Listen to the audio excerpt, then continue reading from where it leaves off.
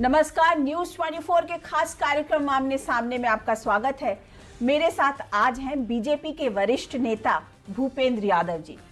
आपका बहुत बहुत स्वागत है भूपेंद्र जी। ये बताइए कि आपके पास मिनिस्ट्रीज भी हैं, आप पार्टी के काम में भी बहुत बिजी रहते हैं, फिर आपने किताब भी लिख डाली, आपने एक द राइज ऑफ बीजेपी किताब लिख डाली, तो आपके पास वक्त मिला क्या लिखने का, या किसी और ने घोस्ट राइटिंग की है?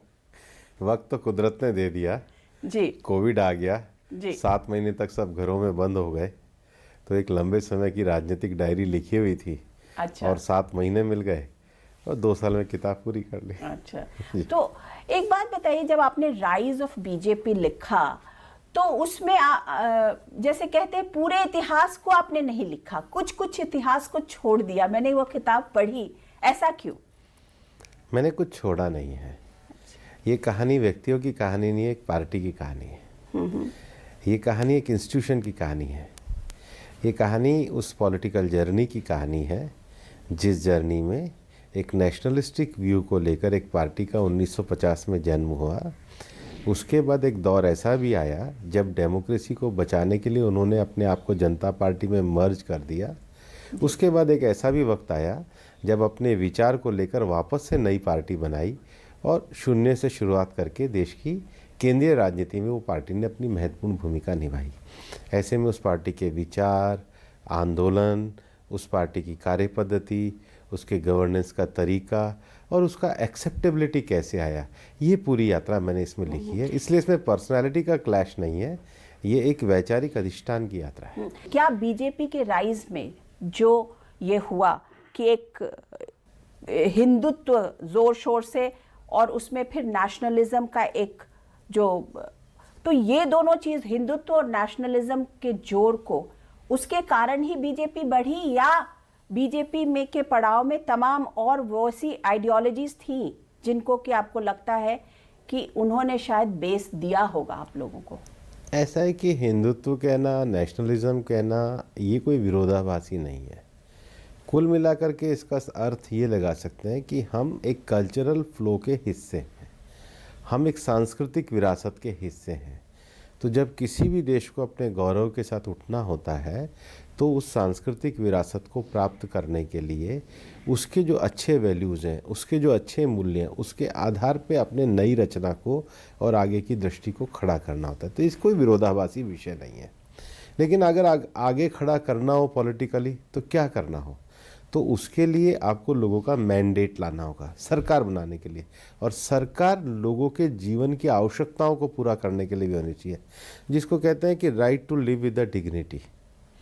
तो बीजेपी की पूरी जो यात्रा है वो गवर्नेंस, विचार, आंदोलन और उसके लिए जिन लोगों ने कमिटेड होकर के काम किया, उन सब की कहानी एक किताब में लिखने की कोशिश की। जो देखा गया कि 2011-12 के बाद जो जिस तरह से अग्रेशन से बीजेपी उतरी, और उसमें 2 लोगों का बहुत बड़ा योगदान रहा, मोदी जी का या अमित शाह का, जो एक अग्रेसिव हिंदुत्व को या नेशनलिस्ट फ्लेवर को लेकर के वो आगे बढ़े। उसका एक बीजेपी की इतनी बड़ी, संसार की, पूरे विश्व की सबसे बड़ी पार्टी बन गई, उसमें बहुत बड़ा उसका हाथ रहा।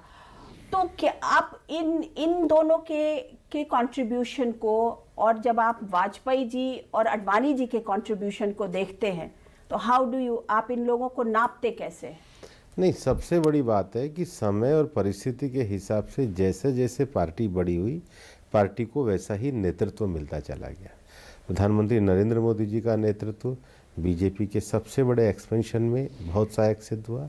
अटल जी और अडवाणी जी के नेतृत्व में पार्टी ने शून्य से शिखर तक की जगह बनाई, और उससे पहले श्यामा प्रसाद मुखर्जी के नेतृत्व में एक राष्ट्रीय पार्टी का जन्म हुआ, और दीनदयाल जी के नेतृत्व में इसको एक आइडियोलॉजिकल बेस मिला।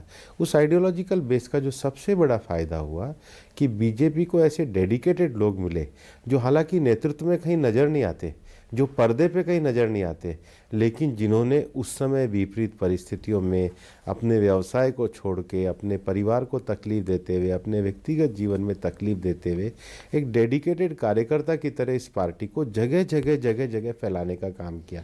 तो किसी के भी योगदान को कम नहीं आंका जा सकता, लेकिन हाँ, अटल जी, आडवाणी जी, प्रधानमंत्री नरेंद्र मोदी जी, अमित भाई, राजनाथ जी, और उन सब ने अपने समय में एक श्रेष्ठ नेतृत्व देने का काम किया, और पार्टी के और भी नेताओं की वरिष्ठ श्रृंखला रही जिन्होंने इसमें काम किया। आपको संगठन का आदमी माना जाता रहा है कि हमेशा आप संगठन के लिए काम करते रहे हैं, तो जब आप संगठन को आप बढ़ा रहे थे और जब इतने सारे लोग ऑब्वियसली लोग भी तो इसलिए जुड़ रहे थे ना कि उनको लग रहा था कि पार्टी जो है वो सत्ता में आ रही है, तो लोग जुड़ते हैं। तो आपको लगता है कि जो लोग आपके संगठन के साथ ज्यादातर जुड़े वो सिर्फ और सिर्फ आइडियोलॉजी के कारण जुड़े हैं या सत्ता के कारण जुड़े? देखिए, किसी भी पार्टी का जब एक्सपेंशन होता है तो वो लोगों के एस्पिरेशन को पूरा करने के लिए होता है। जो मैंडेट होता है वो अच्छा गवर्नेंस चलाने के लिए होता है, और जब आप मैंडेट के लिए जाते हैं तो आपको व्यापक स्तर पर लोगों का जन समर्थन चाहिए होता है। पार्टी को भी आवश्यकता होती है और लोगों को भी आवश्यकता होती है, लेकिन जो लोग पार्टी में आते हैं उनको इतना तो स्वीकार ही करना पड़ता है कि जिस पार्टी में हम जा रहे हैं उसकी विचारधारा, रीति नीति, कार्य पद्धति क्या है। अगर वो उसको ऑब्जर्व करते हैं तो फिर वो भी पार्टी के बन जाते हैं, और ऐसे बहुत सारे उदाहरण हैं। और एक्सपेंशन अगर नहीं करेंगे तो पार्टी विस्तार कैसे करेगी? इसलिए कोई आ रहा है तो स्वार्थ से आ रहा है, ऐसा मानना मैं ठीक नहीं मानता। लेकिन आपको लगता है कि आरएसएस की आइडियोलॉजी से कि या सपोर्टेड आइडियोलॉजी कह लीजिए, उससे एक पार्टी निकली, जनसंघ निकला और फिर वो बीजेपी, तो अब आरएसएस की आइडियोलॉजी की कितनी छाप है बीजेपी के ऊपर? नहीं, पहली बात तो आइडियोलॉजी में कोई अंतर नहीं है, मैं तो कोई डिस्टिंग्विश नहीं मानता। दोनों का उद्देश्य जो है, जब जनसंघ भी बना तब ऐसा एक विषय आया था कि क्या आरएसएस को खुद पार्टी बन जाना चाहिए, पार्टी बना लेनी चाहिए। उस समय आरएसएस के सरसंघचालक श्री गुरुजी ने कहा था कि हमारा काम जो है वो नेशनलिस्टिक मूवमेंट के लिए व्यक्ति निर्माण का कार्य है। ऐसे लोग खड़े करें जो देश के लिए काम करे, और एक क्षेत्र में काम ना करे, समाज के अनेक क्षेत्रों में काम करे। कोई किसानों के क्षेत्र में, कोई मजदूरों के क्षेत्र में, कोई शिक्षा के क्षेत्र में, कोई वकीलों के क्षेत्र में, कोई सेवा के क्षेत्र में, कोई वनवासी समाज के क्षेत्र में, और अब तो पर्यावरण जैसे विषयों को लेके भी आरएसएस के स्वयंसेवक काम कर रहे हैं। तो कुछ लोग ये प्रेरणा लेके राजनीतिक क्षेत्र में भी काम करें। कुल मिलाकर समाज के सभी क्षेत्रों में अच्छे लोग आए, ये आरएसएस की भूमिका है। तो हमारा कोई आइडियोलॉजिकल डिफरेंस है नहीं, हम एक ही आइडियोलॉजी से काम करते हैं। तो अच्छा ये बताइए कि तो फिर इसमें बड़ा भाई छोटा भाई कौन है? आरएसएस बड़ा भाई है कि बीजेपी अब बड़े भाई की भूमिका में आ गई है? ये एक वैचारिक दृष्टि से परिवार है, सब एक दूसरे से जुड़े हुए हैं, इंटर रिलेटेड हैं, पर इंटर डिपेंडेंट है। अच्छा, लेकिन आपने बात क्लियर नहीं की कि बड़ा भाई कौन है। नहीं, ऐसी कोई विषय ही नहीं है, सब इंटर रिलेटेड है और इंटर डिपेंडेंट है। आरएसएस का जो मॉरल इन्फ्लुएंस है वो बीजेपी पर है। तो मॉरल इन्फ्लुएंस बड़ा छोटा नहीं होता है, मॉरल इन्फ्लुएंस के लिए एक निष्ठापूर्वक जीवन होता है। अगर मेरा किसी पे मॉरल इन्फ्लुएंस है तो बड़ा होने के लिए नहीं, वो कोई आग्रह के साथ बड़ा होना नहीं है, लेकिन वो एक डेडिकेशन, एक समर्पण वाला जब जीवन होता है तो उसको स्वीकार किया जाता है। मॉरल संबंध ज्यादा है। आप इलेक्शन विनिंग जो एक टीम है बीजेपी के, उसके आप मेंबर भी हैं, जो हर जगह जाती और इलेक्शंस को जितवाती है, उस टीम के आप मेंबर भी हैं। तो आप एक बताइए कि एक तो आपकी ड्यूटीज पर यूपी में नहीं लगी, मणिपुर में लगी है। मणिपुर में लगी है, लेकिन मणिपुर थोड़ा दूर है। आप हमेशा कभी बिहार के प्रभारी रहे, आप कभी गुजरात के प्रभारी रहे, इस बार यूपी में लोग भूपेंद्र यादव टच मिस कर रहे हैं। नहीं, ऐसा नहीं होता है। पार्टी में सबकी जिम्मेदारियां तय होती हैं, और जहाँ पे जिम्मेदारी होती है, और हमारा जो उत्तर पूर्व जो क्षेत्र है, ये क्षेत्र भी बहुत चुनौतीपूर्ण है, और पार्टी के सभी नेताओं को सभी चीज़ों को समझना चाहिए। जितना उत्तर भारत इम्पोर्टेंट है उतना ही उत्तर पूर्व भी इम्पोर्टेंट है, उतना ही दक्षिण भी इम्पोर्टेंट है, और देश के हर हिस्से को जानने का अगर पार्टी अवसर देती है तो किसी भी कार्यकर्ता के लिए सौभाग्य का विषय होता है। अच्छा ये बताइए, किस तरीके से आज की डेट में आप उत्तर प्रदेश का चुनाव देख रहे हैं? अखिलेश यादव की तरफ भगदड़ मची पड़ी है। लग रहा है कि बीजेपी के जितने लोग आए थे, जितने सहयोगी बन के एक पूरी बीजेपी तैयार हुई थी 2014 में या 2017 में, 19 में, उसमें जैसे अखिलेश यादव की तरफ से सेंध लगी हुई है, सब भाग भाग के जा रहे उधर। ऐसा क्यों? चाहे स्वामी प्रसाद मौर्य हो, दारा सिंह चौहान हो, इसका धर्मेंद्र सिंह सैनी हो। दूसरा परसेप्शन देखिए, पिछले 3 चुनाव में जब 17 का चुनाव हुआ था तो 2 लड़के मैदान में उतरे थे और कहा था अब ये 2 लड़के यूपी को हिला देंगे। क्या हुआ? आज दोनों 2 रास्तों पे हैं। आज तो वो कहते हैं मेरी भूल हो गई कि मैं कांग्रेस से मिला। फिर जब लोकसभा का चुनाव हुआ तो बहन जी से मिले तो लोगों ने कहा नहीं नहीं वो तो केमिस्ट्री थी, ये मैथमेटिक्स है, ये बहुत स्ट्रांग है। क्या हुआ उस मैथमेटिक्स का? तो ये आप जब कंसिस्टेंसी के साथ अपने एक प्रयोग पे नहीं रह सकते तो आप किसी प्रदेश को एक स्थान पे कैसे ले जा सकते हैं?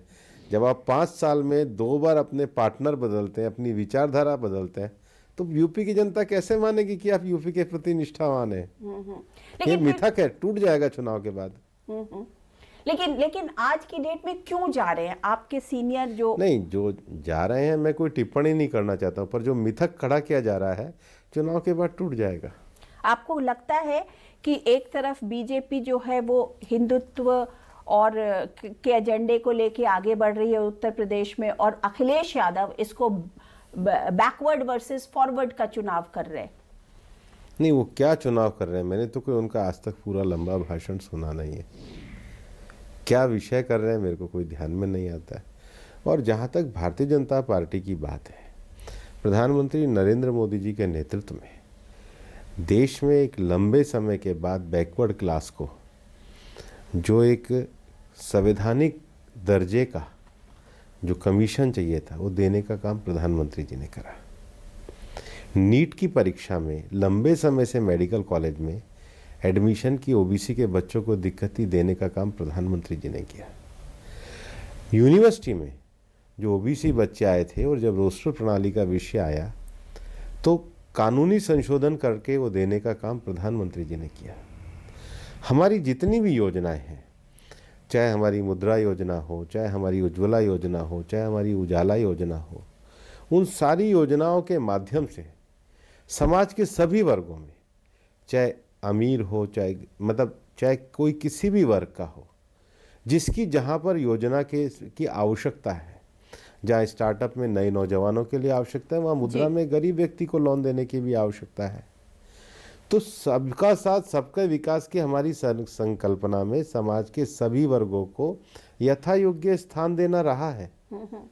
तो जो लोग नारों से भरमा रहे हैं और जिन्होंने कानून व्यवस्था की स्थिति यूपी में खराब करी, जो लोग नारों से भरमा रहे हैं, आज तक कोई लोहिया जी पे या समाजवाद पे एक शब्द नहीं बोल पाए, और जो लोग 2 चुनाव में 2 पार्टनरों के साथ फेल हो चुके, वो तीसरे पार्टनर के साथ चल जाएंगे, तो उनका रिपोर्ट कार्ड तो ये दिखाता नहीं है। नहीं, लेकिन एक परसीव्ड नोशन जिसको कहते हैं वो तो लग रहा है ना कि आज की डेट में लोग सपा की तरफ चले जा रहे हैं, लोग अखिलेश यादव के पास जा रहे हैं, और चुनाव जो है वो बाइपोलर हो गया है।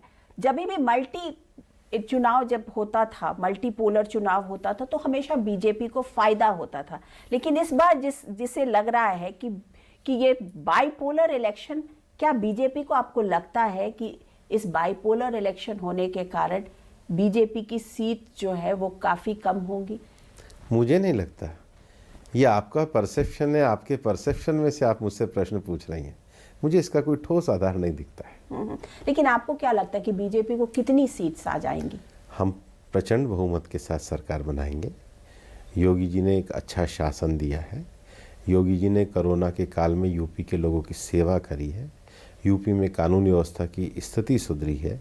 आज यूपी अराजकता से निकलकर इन्वेस्टमेंट वाला यूपी बन रहा है। यूपी के लोगों की आकांक्षाओं के लिए जो भारतीय जनता पार्टी की सरकार ने पिछले 5 सालों में काम दिया है, जनता का आशीर्वाद हमें फिर मिलने वाला है। हम फिर से यूपी में सरकार बनाएंगे। अच्छा, ये बताइए कि मायावती जी से लोग कहते हैं कि बीजेपी की अच्छी अंडरस्टैंडिंग हो गई, सही है? वो हमारे एकदम विरोध में है। हमारा उनका कोई राजनीतिक विचार समान नहीं है, पर बहुत दिख नहीं रही हैं। लोग कह रहे हैं उनकी पार्टी का अपना काम करने का तरीका है। वो अपने क्षेत्र में काम करती है और हम 2 ध्रुवों पे राजनीति कर रहे हैं। भारतीय जनता पार्टी समाज के सभी वर्गों को साथ लेकर के राजनीति कर रही है। अच्छा, प्रियंका गांधी भी, कांग्रेस भी बहुत एक्टिव हुई और उन्होंने 40% विमेन के रिजर्व के लिए सीट्स की बात की, और इनफैक्ट जब आज डिक्लेयर किया तो उसमें उन्होंने दिया है काफ़ी विमेन महिलाओं को उन्होंने सीट दिया है, इसका प्रियंका- इम्पैक्ट बीजेपी को पड़ेगा? प्रियंका जी और अखिलेश जी में कंपटीशन है। वो एक वर्ग को प्रभावित करने की कोशिश कर रही हैं, अखिलेश जी दूसरे वर्ग को कर रहे हैं, हम अपना काम कर रहे हैं। नहीं, ये तो लेकिन मैं भी एक देखिए वर्ग- आपसे दोनों तरीके से सवाल पूछ रही वो हूँ। भी एक वर्ग आधारित राजनीति कर रहे हैं। हाँ। ये भी एक वर्ग आधारित राजनीति कर रहे हैं। हम सर्व समाज के लिए काम कर रहे हैं। ये आपने अपने आप को तमगा दे दिया। तमगा नहीं, हाँ? मैंने सही विचार आपके सामने रखा है। ये क्योंकि ये ऐसा क्यों हो गया है कि इस बार की, क्योंकि हमेशा आपको ये लगता प्रश्न पूछना चाहिए कि प्रियंका जी आप केवल एक ही वर्ग के लिए क्यों काम कर रही हैं, अखिलेश जी आप केवल एक ही वर्ग के लिए काम क्यों कर रहे हैं, आप 100% के लिए क्यों नहीं कर रहे हैं। हो सकता है मे बी उनकी स्ट्रैटेजी में ये लगता हो कि हम इतने ही वर्ग के लिए करेंगे तो उसका फायदा हमें ज्यादा यही होगा। अंतर है, वो लोग स्ट्रेटेजी के लिए जीते, हम मिशन के लिए जीते। दैट्स अ स्मार्ट वन कि वो हम मिशन के लिए जीते, आप अपनी सब चीज को मिशन के अंदर कर देंगे और वो अगर कुछ करेंगे तो उनकी स्ट्रैटेजी होगी। वो उनको स्पष्टीकरण देना चाहिए, मैंने तो आपको स्पष्टीकरण दिया ही है। लेकिन एक बात बताइए, यूपी में इस बार बहुत चैलेंजेस है बीजेपी के लिए, इतना तो आप मानेंगे? देखिए, हम हर चुनाव को चैलेंज मानते हैं, हम लोगों के सामने नतमस्तक होकर के जाते हैं। हम ये मानते हैं कि अल्टीमेटली लोकतंत्र में जनता का आदेश सबसे बड़ा होता है और उस आदेश के लिए हम जनता के पास जा रहे हैं, अपनी 5 साल की उपलब्धियों को लेकर के जा रहे हैं। हम ये बता रहे हैं कि एक लंबे समय के बाद उत्तर प्रदेश में एक ऐसी सरकार आई जिनके मुख्यमंत्री पर किसी प्रकार का निजी भ्रष्टाचार का आरोप नहीं लगा, जिन्होंने 2 वर्ष के कोविड के कार्यकाल में बहुत मेहनत करी, जिन्होंने उत्तर प्रदेश को इन्वेस्टर्स को आकर्षित करके इन्वेस्टमेंट डेस्टिनेशन का बेस बनाया, जिन्होंने समाज के सभी वर्गों की सेवा करी और जो अपनी व्यक्तिगत छवि में भी एक ऐसी परंपरा से आते हैं जो किसी भी प्रकार की सामाजिक छुआछूत को नहीं मानता, उस नाथ परंपरा के एक अच्छे साधु के रूप में उन्होंने अपने जीवन को सार्वजनिक रूप से और ईमानदारी से जिया है। तो उनके नेतृत्व में यूपी आगे बढ़े, हम जनता के पास ये निवेदन लेकर के जा रहे हैं। अच्छा भूपेन जी, आपकी किताब पर वापस आते हैं, मैं ये समझना चाहती हूँ कि इसमें 2 चीज मुझे मिसिंग लगी आपकी किताब में। एक तो ये मिसिंग लगा मुझे कि आपने बाबरी मस्जिद डिमोलिशन का जिक्र नहीं किया जी। वो एक बहुत इंपॉर्टेंट पड़ाव कह सकते हैं कि बीजेपी के ग्रोथ में। क्यों?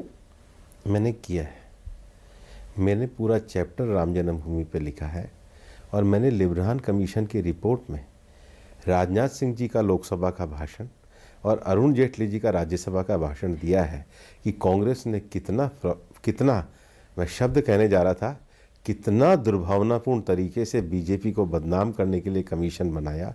कमीशन भी कांग्रेस के टाइम में बना, रिपोर्ट भी कांग्रेस के टाइम में आई और आप अगर उसको पढ़ेंगे तो आपको ध्यान में आ जाएगा कि कैसी कॉन्स्पिरेसी थी। लेकिन राम जन्मभूमि मूवमेंट का पूरा हिस्टोरिकल एस्पेक्ट, पूरा नेशनलिस्टिक एस्पेक्ट मैंने पूरा लिखा, मैंने कोई चीज को छोड़ा नहीं। बाबरी मस्जिद डिमोलिशन की बात कर रही हूँ, मैं ये कह रही हूँ कि आपके उसमें आपने लिबरहान कमीशन की बात तो की है। वो आखिर हाँ।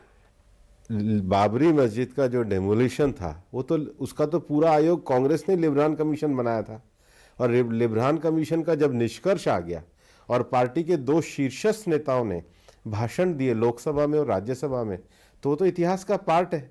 विश्लेषण होना चाहिए बुक कोई क्रोनोलॉजिकल इवेंट नहीं है, बुक विश्लेषण है कि उस परिस्थितियों में किस प्रकार से बीजेपी को बदनाम किया गया, मैंने दिया है पूरा।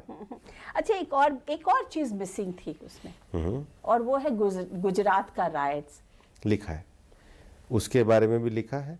प्रधानमंत्री जी ने उस समय जो मुख्यमंत्री थे 24 घंटे के अंदर किस प्रकार से सेना को बुलाया वो भी लिखा है और बाद में कांग्रेस ने जांच एजेंसियों का दुरुपयोग करके, सीबीआई का दुरुपयोग करके किस तरीके से अमित शाह जी को और मुख्यमंत्री जी उस समय जो नरेंद्र मोदी जी थे और गुजरात सरकार को किस तरीके से षड्यंत्र किया, मैंने दिया है। आप एक किताब लिख करके क्या आपको लगता है कि आप इतिहास की कुछ चीजों को डाइवर्ट करना चाहते हैं वहां से? मैंने अपना विश्लेषण तटस्थता और निष्पक्षता के साथ किया है। ये बताइए, क्या आप बीजेपी के लोगों को या उनके लीडर्स को हमेशा ये लगता रहा क्या कि आपकी या आपकी पार्टी की जर्नी का सही आकलन कभी नहीं हुआ है क्या? ऐसा आप लोगों को लगता है क्या? हाँ, इस जर्नी को पेंट करने की कोशिश की गई। नेहरू जी के समय से अनावश्यक इसको कम्युनल कहने की चेष्टा की गई और कल्चरल नेशनलिज्म के इशू पे क्वेश्चन उठाए गए। अडवाणी जी ने सूडो सेकुलरिज्म का जो विषय उठाया था वो एक बहुत सही विषय उठाया था। इस देश की जो सांस्कृतिक चिन्ह उनको समाप्त करने की बात की गई। माइनॉरिटी के जीवन स्तर में सुधार नहीं किया गया, लेकिन उनको केवल वोट बैंक बना के कुछ राजनीतिक पार्टियों ने अपना बंधक बनाने की कोशिश करी। ये सारे विषय ऐसे हैं जिनका सही और निष्पक्षता से मूल्यांकन नहीं हो पाया। अब समय है कि उनका सही तरीके से एकेडमिक जगत में भी मूल्यांकन होना चाहिए। आप लोग कहते हैं सबका साथ, सबका विकास और सबका विश्वास।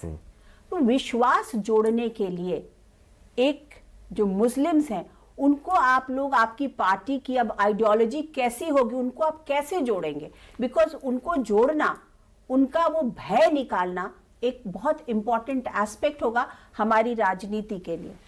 सबका साथ का अर्थ होता है कि सरकार 125 करोड़ भारतीयों की है और प्रधानमंत्री जी आने के बाद यही कहते हैं कि मैं 125 करोड़ भारतीयों के प्रति समर्पित हूँ।